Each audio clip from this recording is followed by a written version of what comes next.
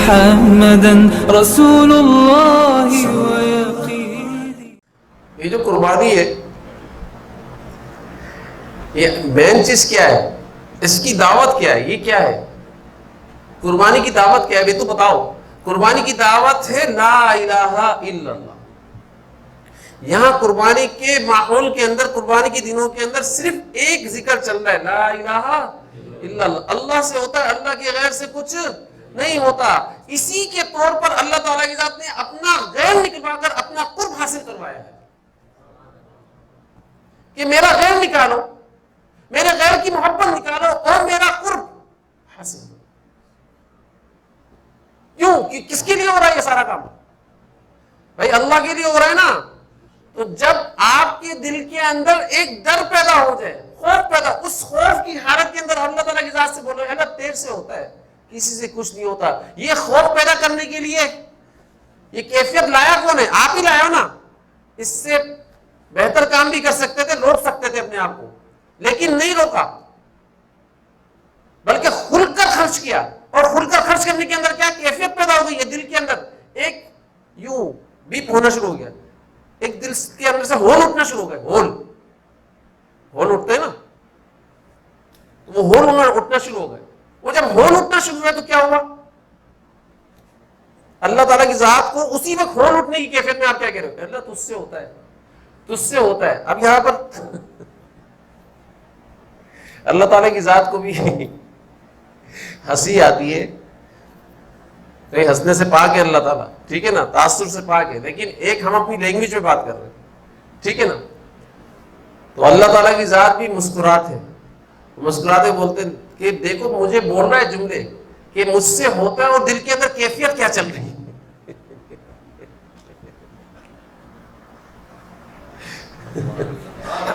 سمجھ گئے میری بات کو؟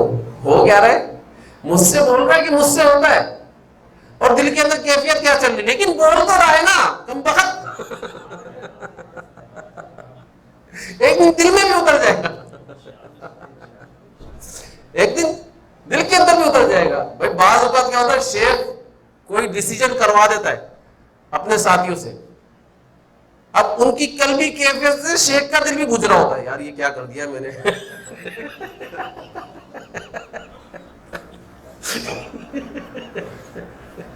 گڑبڑ تو نہیں کر دی میں نے، کوئی زیادتی تو نہیں کر دی. سمجھ رہے میری بات کو؟ تو وہی حضور صلی اللہ علیہ وسلم نے یہ سارے کام اپنے صحابہ کرام سے کروائے. حضور صلی اللہ علیہ وسلم، میں اور آپ کا عقیدہ کیا ہے؟ ساری کائنات کس کے لیے بنی ہے؟ میرا اور آپ کا عقیدہ کیا ہے کہ ساری کائنات کے مالک کون ہے؟ اللہ نے آپ صلی اللہ علیہ وسلم کی ذات کو بنایا.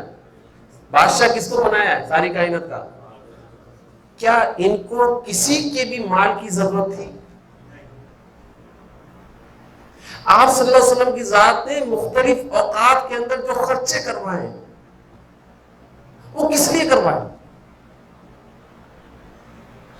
وہ خرچے کرانے کا مقصد ہی یہ تھا کہ ان خرچوں کے مقابلے میں ذات کون سی ہے؟ اللہ کی ہے. اس مال کے مقابلے میں ذات کون سی ہے؟ اللہ کی ہے. کہ بھائی اس مال کے مقابلے میں آپ خرچہ کرو اور اللہ کی ذات کو پالو. کیونکہ جو مال ہے نا یہ آپ کو اللہ کی ذات کو پانے نہیں دے گا.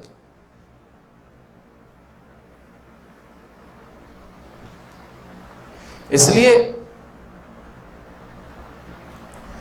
کلمے کو بہترین انداز میں ثابت کرنے کا موقع ہے، نفی اسباب کا ذکر بہترین انداز میں کرنے کا موقع ہے. یہ حقیقت بتا رہا ہوں، حضور صلی اللہ علیہ وسلم نے فرمایا کہ اللہ تعالی کی ذات کو قربانی کے دنوں کے اندر سب سے زیادہ محبوب عمل خون بہانا ہے.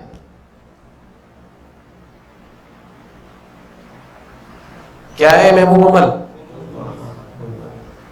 اچھا محبوب عمل کون کرے گا؟ جس پر اللہ تعالیٰ کی ذات کا فتویٰ ہوگا یہ میرا محبوب ہے، وہی محبوب عمل کرے گا. سمجھ گئے؟ ارے میں بولتا ہوں سودا بہت سستا ہے، اپنی جان بھی دے دو، اپنا مال سب کچھ دے دو، اللہ کا محبوب بنا رہے ہیں اللہ تعالیٰ اپنا. اللہ کے محبوب بن جاؤ یار. اس کا یہ سودا بہت سستا ہے, بہت سستا. ساری کائنات بھی دے دی اور اللہ کے محبوب بن گئے نا, تو یقین جانو اللہ کے محبوب کون ہے؟ آپ صلی اللہ علیہ وسلم کے ساتھ. تو محبوب کا ملاپ محبوب سے ہوتا ہے. اللہ تعالیٰ اپنے محبوب کا ملاپ محبوب سے کرتا ہے. آپ کا قلب قلب اطہر سے مل جائے گا. تو جس بات کے اوپر آپ کا قلب قلب اطہر سے مل رہا ہو, تو سودا سستا ہے ساری کائنات کو دے کر بھی یا نہیں؟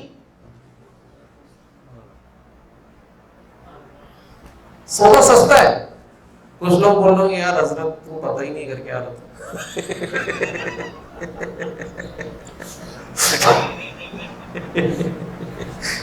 ایک ہی چیز پر فوکس رکھا ہوا ہے.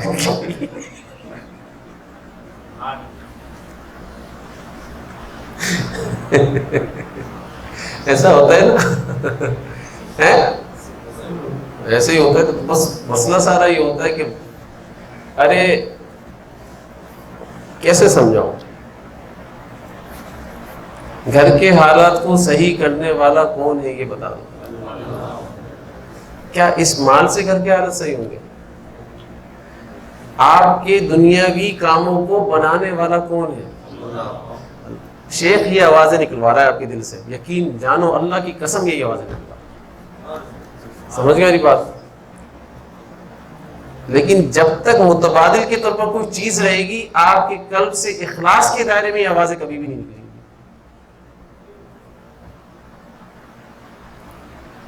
یہ میں آپ کو حقیقت بیان کروں. کام بنانے والا کون ہے؟ کیا بولو گے بھائی؟ یا 5 لاکھ, کسی کا 5 لاکھ کا کام ہے, کسی کا 10 لاکھ کا کام ہے, کسی کا 15 لاکھ کا کام ہے. کیا بولتا ہے یار 15 لاکھ ہوں گے تو یہ کام بن جائے گا, ایسے ہی بولتا ہے نا وہ. یہ شرک ہے.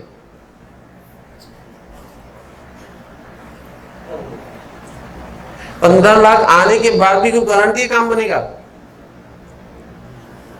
15 لاکھ آ جائے اور 15 لاکھ آتے ہی تیری موت ہو جائے, کام بن گیا کیا؟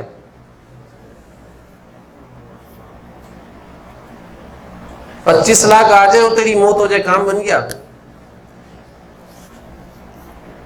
بھائی حال کے امر کو پہچانے نا. ابھی جو حال چل رہا ہے اس حال کے امر کو پہچانے. تو حال کا امر کیا ہے؟ حال کا امر تو یہ ہے کہ اللہ کے راستے میں خوب خرچہ کرو.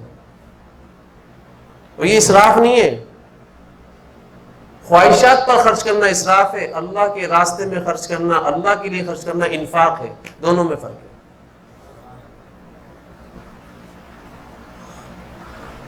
صحیح ہے نا. میرے پاس صوفے ویسے پڑے ہوئے, میں نے بولا یار مزہ نہیں آ رہا اس صوفوں کے اندر. گیا اور زبردست طریقے سے بیٹھنے کی چیز تھی نا, وہ زبردست طریقے سے اس کو ہٹایا اور ایک زبردست طریقے کا صوفہ خریدا, صوفہ سیٹ. جو صوفہ میں 50,000 کا خرید سکتا تھا وہ میں نے 3 لاکھ کا خریدا. یہ خواہشات پر خرچ کرنا ہو, اس کو اسراف کہتے ہیں.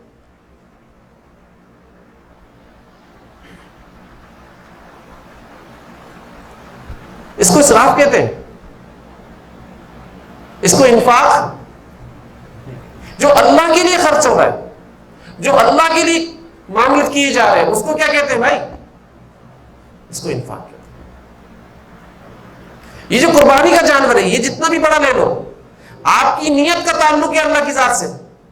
اگر چھوٹے جانور میں بھی نیت خراب ہو گئی تب بھی آپ کی قربانی نامقبول ہے, اور بڑے جانور میں نیت خراب ہو گئی تب بھی آپ کی قربانی نامقبول ہے. تو قربانی کے قبول ہونے کا تعلق کس سے؟ دل سے, نیت سے. اس کو سمجھنے کی ضرورت. تو لہذا اللہ کے لیے کیا کرو؟ حضور صلی اللہ علیہ وسلم کی سنت کو اپناؤ, صحابہ کرام کی سنتوں کو اپناؤ, اور اللہ کے لیے. ارے حضرت ابوبکر صدیق رضی اللہ تعالیٰ عنہ کے بہنوئی مرتد ہو گئے تھے. وہ جب دوبارہ اسلام کے اندر آئے نا, تو حضرت ابوبکر صدیق رضی اللہ تعالیٰ عنہ نے تو بھرپور استقبال کیا. استقبال کرنے کے بعد بولا کہ آپ میری شادی اپنی بہن سے دوبارہ کروا دیں. تو دوبارہ شادی کروا دی. اب وہ وہاں پر اپنی بہن کے پاس گئے ہوئے ہیں، اور یہاں پر انہوں نے اونٹوں کو کاٹنا شروع کیا، ان اونٹوں کی ٹانگوں کو کاٹنا شروع کیا، اور کاٹتے جا رہے کاٹتے جا رہے کاٹتے جا رہے. اتنے میں ایک صحابی بھاگے ہوئے گئے، فرمایا حضرت وہ تو دوبارہ مرتد ہو گئے. بولا وہ کیسے؟ وہ مسلمانوں کے مالوں کا نقصان کر رہے ہیں. بولا اچھا. فوراً بھاگے ہوئے گئے اور فرمایا دیکھا تو وہ باقی میں اونٹوں کو کاٹ رہے تھے. فرمایا یہ کیا کر رہے ہو؟ فرمایا حضرت میں اپنے ولیمے کی تیاری کر رہا ہوں. میں ابھی سفر میں ہوں، اس لیے ان سب کو میں نے بول دیا ہے کہ بھائی جو بھی اپنے اونٹ کی جتنی قیمت مجھ سے لینا چاہتا ہے لے لے، اور میں سارے اونٹوں کو ذبح کروں گا، اپنے ولیمہ کروں گا اور سارے مدینہ والوں کو کھلاؤں گا. اگر میں اپنے ملک میں ہوتا تو میں اس سے بھی بڑا ولیمہ کرتا اپنا. تو آپ سوچو اس طریقے سے دل ہوا کرتے تھے صحابہ کرام کے، اس طریقے سے دل ہوا. حضور صلی اللہ علیہ وسلم نے 100 اونٹ ذبح نہیں کیے تھے حجۃ الوداع کے موقع کے بعد؟ بتائیں کیے تھے نہیں کیے تھے؟ ہیں حضور صلی اللہ علیہ وسلم ذبح کرتے جا رہے تھے کرتے جا رہے تھے کرتے جا رہے تھے، اور اونٹ اپنی باری کا انتظار کرتے جا رہے تھے کب ہماری باری آئے گی اور کب ہم حضور صلی اللہ علیہ وسلم کے ہاتھ مبارک سے کٹیں گے. ارے وہ جانور تھے، وہ کس طریقے سے لائن لگا لگا کر آ رہے تھے. ہم انسان ہیں اور ہم حضور صلی اللہ علیہ وسلم کی امتی ہیں، تو ہمیں لائن لگانے میں شرم آ رہی ہے کیا؟ بتائیں نا، نہیں آ رہی نا؟ بھائی شیخ تو یہ کام کرتا ہے، ٹھیک ہے نا، کہ وہ دل کھولتا ہے، کیونکہ اس کو معلوم ہے کہ یہ جو مال ہے نا، مال یہ آپ کے اور اللہ کے درمیان میں سب سے بڑی رکاوٹ ہے. آپ کے اور حضور صلی اللہ علیہ وسلم کے درمیان میں سب سے بڑی رکاوٹ ہے. آپ کی قلب کو قلب اطہر سے ملنے نہیں دے گا، اس لیے وہ دل کھلواتا ہے. آپ کے قلب کے اندر اللہ تعالیٰ کی ذات جز رکھے ہیں. بھائی ایک درخت ہے، اس سے لکڑی کٹ کر آئی، وہ بانسری بن گئی. اب جس کے بھی منہ کے اندر جائے گی وہ اس کے اندر سے نئے نئے نغمے پھوٹیں گے نہیں پھوٹیں گے؟ پھوٹیں گے نا. بانسری بجانے والا ہونا چاہیے، بس وہ نئے نئے نغمے اس بانسری سے نکال رہا ہوگا.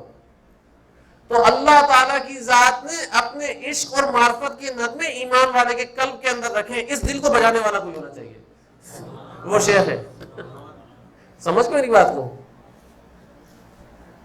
وہ بجاتا ہے، پھر وہ صحیح طریقے سے پیپڑی بجاتا ہے، چاہے بانسری کو غصہ آ رہا ہے. بانسری کو بڑے غصہ آ رہا ہو، بھائی تو کون ہوتی ہے بولنے والی؟ تو بنی اس لیے. تو اللہ تعالیٰ کی ذات نے ایمان والوں کے قلب کے اندر اپنی محبت، اپنی معرفت، اپنے عشق کے نغمے رکھے ہیں. ان نغموں کو ظاہر کرنے والا کوئی ہونا چاہیے. اگر وہ ظاہر ہو جائے تو وہ نغمے آپ کے اوپر بھی آئیں گے، سب کے اوپر جائیں گے. جاتے نہیں جاتے، جب نغمہ مشہور ہو جاتا ہے کیا ہوتا ہے؟ وہ سب کے منہ پر ہوتا ہے نا، زبانوں کے اوپر ہوتا ہے. تو جو نغمہ قلب کا مشہور ہو جائے گا وہ سب کی زبانوں کے اوپر ہوگا. حضرت فرمایا کرتے تھے کہ بھائی یہ جو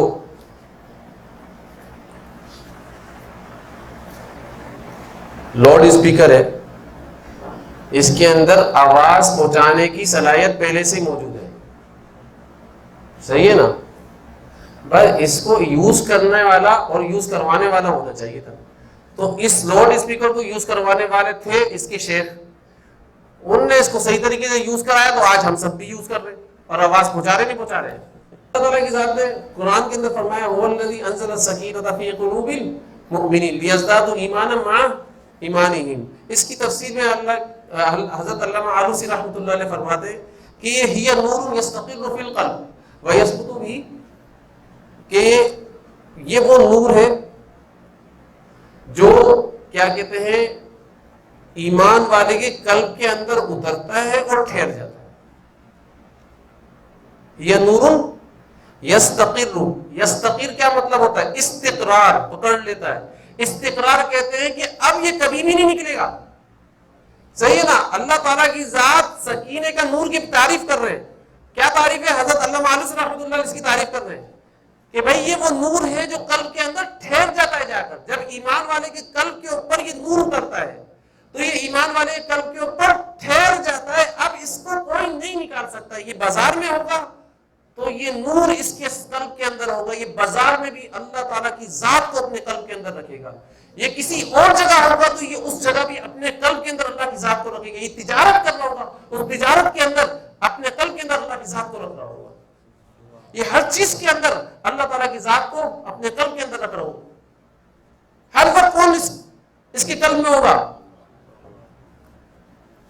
لوگ سمجھتے ہیں کہ بھائی یہ جو حضرات بزرگان دین بازار نہیں جا سکتے، اور یہ دیکھو کھانا بھی کھاتے، اتنا زیادہ کھا لیتے ہیں، ان کو کھانا بھی نہیں کھانا چاہیے. اور لوگوں کے ذہن میں کانسیپٹ یہ ہوتا ہے کہ شیخ جو ہوتا ہے نا وہ بیمار سا بوڑھا سا ہونا چاہیے، یار معذور ہو، چل بھی نہ سکے، ہاں اب ان کے ہاتھ بھی چومیں گے، پاؤں بھی دبائیں گے، یہی شیخ ہے بس.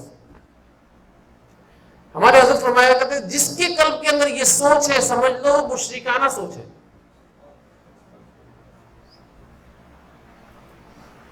جس کے قلب کے اندر یہ سوچ ہے وہ مشرکانہ سوچ ہے. حضور صلی اللہ علیہ وسلم کے بارے میں کافر یہ کہا کرتے تھے، کافرانہ سوچ ہے.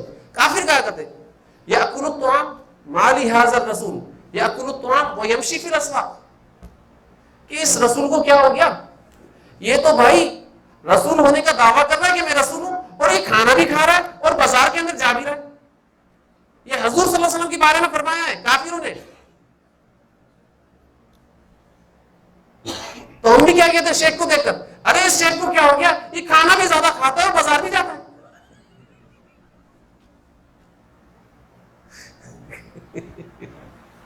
تو یہ کس کی سوچ تھی؟ یہ کافروں کی سوچ تھی، یہ کافروں کا سوال تھا. بھائی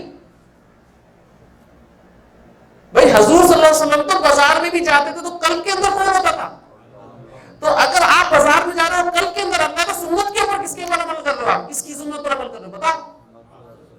تو اس کے اوپر بھی آپ قرب کی منازل طے کرنا نہیں کر رہے، بازار میں رہ کر بھی اللہ کی قرب کی منازل طے کر رہے ہو آپ.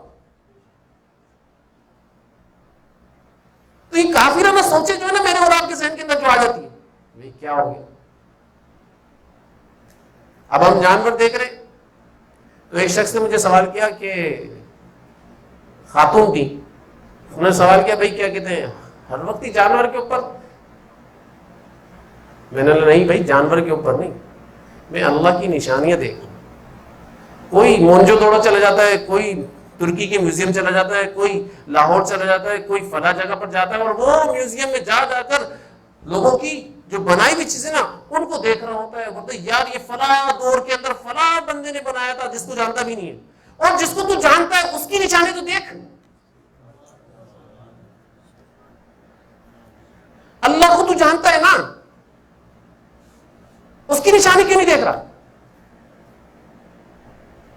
تو اس کو تو پہچان. تو لہذا یہ ایک نور ہے جو ٹھہر جاتا ہے کہاں پر؟ ایمان والے قلب کے اندر. دیکھو یہ سکینہ ایک جہاز ہے، اللہ تعالیٰ کی ذات کی طرف سے آتا ہے. یہ وہ جہاز ہے جو نظر نہیں آتا.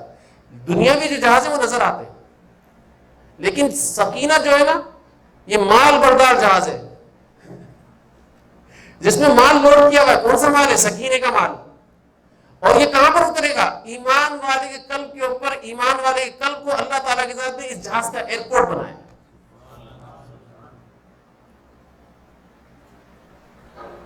لیکن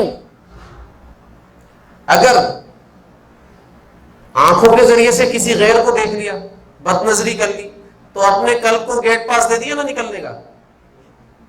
اب یہ قلب کہاں چلا گیا؟ جس حسینہ کو آپ نے دیکھا تھا نا اسی کے اندر لگ گیا، اس کے پاس چلا گیا، اس طرح سے غائب ہو گیا.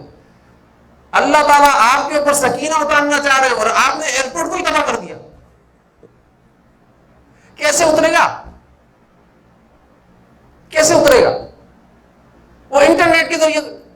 ارے بھائی تیرے اوپر سکینہ، ابھی تو ذکر کر رہا تھا، ذکر بہت کر لیا، آپ تھوڑا سا یہ چیز بھی تو دیکھو. زبردست بھائی، کیا ہر وقت مولوی بنا رہا ہوگا کیا؟ چل نا یہ بھی تو دیکھیں گے. ہوگا کیا؟ یقین جانو، یقین جانو. بڑے درد دل کے ساتھ کہہ رہا ہوں، اور یہ ہم لوگ کر رہے ہیں. ہوگا کیا؟ آپ کا سکینے کا جہاز تباہ ہوا، اللہ تعالیٰ کی ذات کی طرف سے اس قلب کے اوپر سکینہ نہیں عذاب اترے گا.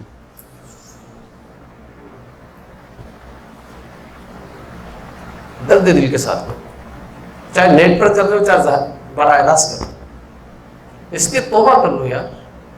اگر سکینے کے جہاز کو اپنے قلب کے اوپر اتارنا چاہتے توبہ کر لو، توبہ کر لو.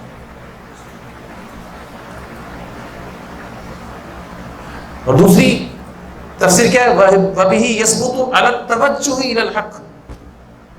یہ دوسری تفسیر ہے علامہ آلوسی رحمۃ اللہ علیہ، کہ جس کے قلب کے اوپر اللہ سکینے کا جہاز اتار دیتے ہیں، سکینہ اتر جاتا ہے، بس اس کا قلب میں ہر وقت توجہ اللہ کی ذات کی طرف رہتی ہے. یہ جاپان چلا جائے گا توجہ اللہ کی ذات، یہ چائنا چلا جائے گا توجہ اللہ کی ذات کی طرف، یہ امریکہ میں ہوگا توجہ اللہ کی ذات کی طرف، یہ امریکہ کے اندر بازار میں ہوگا توجہ اللہ کی ذات کی طرف. اس کے قلب کے اندر کوئی اور نہیں، اللہ ہی اللہ نہیں. اس کی توجہ کا تعلق اللہ سے ہوگا. اس کا اینٹینا کہاں ہے؟ اینٹینے کا رخ اس کے اوپر ایک ڈش اینٹینا لگا ہوا ہے اور اس پر ایک ہی چینل آتا ہے، وہ ہے اللہ. سمجھ گئے بات؟ اس پر ایک ہی چینل چل رہا ہے. تو لہذا اللہ ہی اللہ ہو رہا ہے اس کے قلب کے اندر، یہ جہاں پر بھی چلا جائے، کہیں پر بھی چلا جائے. اور تیسری تفسیر کیا ہے؟ وَيَتَخَلَّصُ عَنِ الطَّيْشِ. یہ تیسری تفسیر حضرت علامہ آلوسی رحمۃ اللہ علیہ نے کی ہے اس کی، کہ یہ خلاصی پا جاتا ہے بے سکونی سے. اس کے قلب کے اندر ہر وقت سکون ہوتا ہے، اس کے قلب کے اندر بے چینی ہوتی ہے، اضطرابی کیفیت ہوتی ہے، تو وہ اللہ کے لیے ہوتی ہے، مخلوق کے لیے نہیں ہوتی ہے. اس کے قلب کے اندر یہ سوچتا رہتا ہے کہیں اللہ تو اس وقت مجھ سے ناراض نہیں ہو جائے گا، کہیں میں نے یہ کام کرا اللہ تو مجھ سے ناراض نہیں ہو جائے گا. یہ بے چینی رہتی ہے، یہ اضطرابی کیفیت کے اندر ہوتا ہے. مخلوق نہیں ہوتی اس کے قلب کے اندر، یہ خلاصی پا جاتا ہے بے سکونی سے.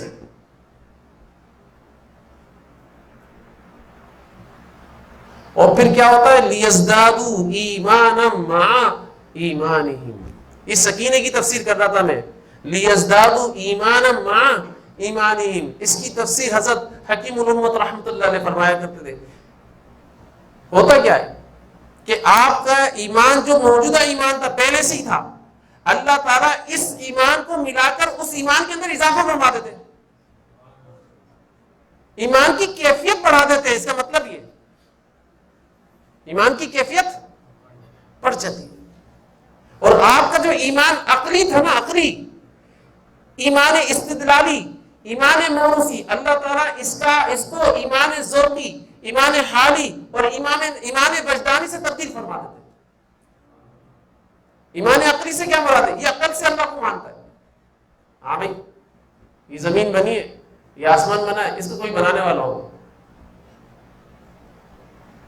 بھائی جس طریقے سے یہ موبائل کا بنانے والا ہے، جس طریقے سے یہ سب چیزوں کو، لکڑیوں کو بنانے والا ہے، بھائی یہ ساری چیزیں ایسے تھوڑی بن گئی. اب اس پر یہ دلیل قائم کر رہا ہے، ایسے تھوڑی، اس کو بھی کوئی اللہ نے بنایا ہو. یہ دلیل دیکھو، آسمان بھی کسی نے بنایا ہے. یہ موبائل کو دلیل کے طور پر دے رہا ہے، پیش کر رہا ہے. یہ موبائل جیسے کسی نے بنایا تو یہ آسمان بھی کسی نے بنایا ہو. یہ دلیل، اس دلیل کے ذریعے سے یہ اللہ کو مانتا ہے. اور موروثی ایمان کیا ہے؟ بھائی مسلمان گھرانے کے اندر پیدا ہو گیا تھا، ایمان لے کر پیدا ہوا تھا، اس لیے موروثی. اس کو کہتے ہیں ایمان عقلی، ایمان استدلالی اور ایمان موروثی. اب اس ایمان کو اللہ تعالیٰ تبدیل فرماتے ہیں، ایمان ذوقی سے تبدیل فرماتے ہیں. اس کی مثال دیتا ہوں کہ ایک دریا ہے، اس کا پانی خشک ہو گیا. اب اس کو دوسرے دریا بتا رہے ہیں بھائی دریا ایسا ہوتا ہے، اس میں پانی ہوتا ہے. اب یہ دریاؤں کی باتیں سن سن کر عقلی طور پر بولتا ہے اچھا ایسا ہوتا ہوگا.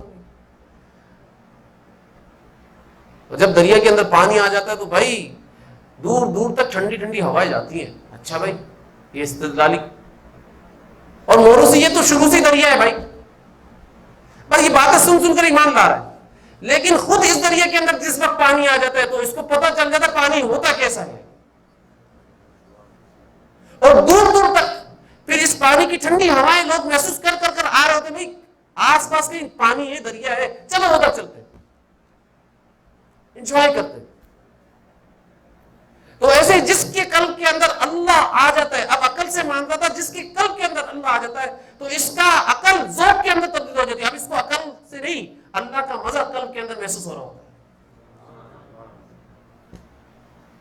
یہ اللہ کے مزے کو پا رہا ہوتا ہے، ہر وقت، ہر آن، ہر گھڑی یہ اللہ کو پا رہا ہوتا ہے۔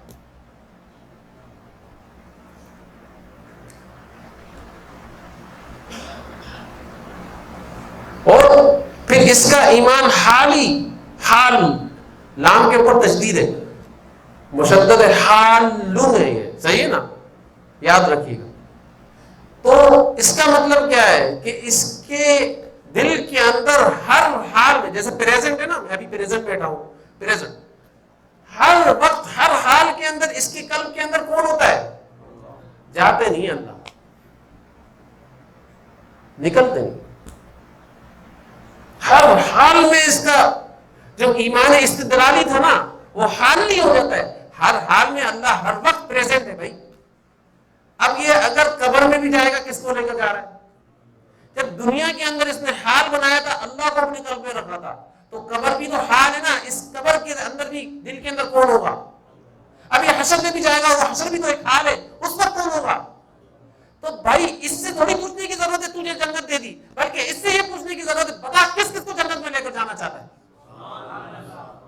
سمجھ گئے میری بات ساری ہے، سمجھ میں آ رہی ہے میری باتیں؟ پھر وجدانی ایمان موروثی جو ہے نا، ایمان وجدانی سے تبدیل ہوتا ہے۔ کیا مطلب ہے اس کا؟ کہ یہ اللہ کو پا جاتا ہے، اللہ کو، بھائی ٹرافی ہوتی ہے نا، ایک ورلڈ کپ جیتا میں نے، ورلڈ کپ کی ٹرافی میرے پاس آ گئی، ٹھیک ہے نا، ایک ہے میں وہاں پر رہ کر کرکٹ کا مزہ لے رہا ہوں، میچ جیتنے کا مزہ لے رہا ہوں، جیتتا جا رہا ہوں، لیکن اس جیتنے کو ملے گا کیا؟ کون ملے گا؟ ٹرافی نا، فائنل میں پہنچا، فائنل میں پہنچ کر ہرا دیا میں نے اور میرے کو ٹرافی مل گئی۔ تو یہ بندے کو اللہ تعالیٰ کی ذات اپنے ذات کو پانے کے لیے فائنل میں پہنچاتے ہیں، پہنچانے کے بعد شیطان سے لڑواتے ہیں، لڑوانے کے بعد اللہ تعالیٰ اس کو بولتے جا آج سے انعام کے طور پر، ٹرافی کے طور پر میری ذات تجھے دے دی میں نے، جا۔ اللہ تعالیٰ عطا فرما، اللہ اپنی ذات عطا فرما، اس کو کیا کہتے ہیں؟ هو الذي انزل السکینۃ فی قلوب المؤمنین لیزدادوا ایمانا مع ایمانہم۔ دیکھو ان تین، اس آیت کی تشریح کی ہے میں نے، سمجھ رہے میری بات کو؟ اس آیت کی تشریح، اور اسی آیت کی تشریح ایک اور حدیث سے بھی ہوتی ہے، ایک اور حدیث سے بھی۔ اللہ کے نبی صلی اللہ علیہ وسلم نے کیا فرمایا؟ لا يقعدوا يذكرون اللہ تعالی الا حفتهم الملائکہ وغشیتهم الرحمہ ونزلت علیہم السکینہ۔ یہ اللہ کے نبی صلی اللہ علیہ وسلم نے فرمایا، اللہ کے نبی صلی اللہ علیہ وسلم نے فرمایا کہ بھئی کوئی قوم، لا يقعد قوم يذكرون اللہ تعالی الا حفتهم الملائکہ، جب کوئی قوم اللہ تعالیٰ کی ذات کا ذکر کر رہے ہوتے ہیں تو فرشتے اپنے پروں کو، وغشیتهم الرحمہ، اللہ کی رحمت ان کو گھیر لیتی ہے، ونزلت علیہم السکینہ، اور اللہ تعالیٰ ان کے اوپر سکینے کو نازل کرتے ہیں۔ یہاں پر کیا ہو رہا ہے؟ اللہ کا تذکرہ ہو رہا ہے نہیں ہو رہا؟ اللہ کا تذکرہ ہو رہا ہے نا۔